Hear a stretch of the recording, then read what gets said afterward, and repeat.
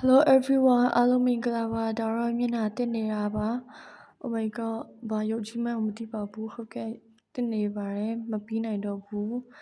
ပြီးရင်ရေချခန်းတိုင်ရှေးလုံးနေတာပါပြီးရင်အပြင်ထွက်ပြီးတော့ထမင်းကြော်လေးဝယ်ပါတယ်ဈေးနားမှာဒီမှာစားပြတာပါမစားပါပြတာပေါ့နော်ဖះเจ้าသွားပါတယ်ဒီဘွေလေးနဲ့တော့ပါပြီးရင်ညီမလေးတွေနဲ့ပါပြီးရင်ထမင်းပြန်ချက်ပါတယ်ဘာကိုချက်လို့ချက်မှမသိပါဘူးပြန်ဆေးပါတယ်ဒီမှာဆေးနေတာရှက်ရှက်ဖွားနေတာပေါ့နော်ပြန်ဆေးတယ်ပြီးတော့ရင်ပြန်ယူပါတယ်ထမင်းယူရမဟုတ်တယ်ဆန်ယူတာပါပြီးရင်ပြန်ထည့်ပါတယ်ထည့်ပြီးရင်လည်းပြန်ဆေးပါတယ်ဆေးပြီးရင်လည်းပြန်ချက်ပါတယ်ချက်နေတာပေါ့နော်ချက်ပြီးရင်တောင်ဖီလာတော့နေတာပါညီမလေးတွေနဲ့ပြီးတော့ရင်ဒါတော့ကနေရပေါ့နော်ပထမမှာအကောက်အကုန်လုံးမားပါတယ်တခုမှမမှန်ပါဘူးဟုတ်ကဲ့ကျေးဇူးပါ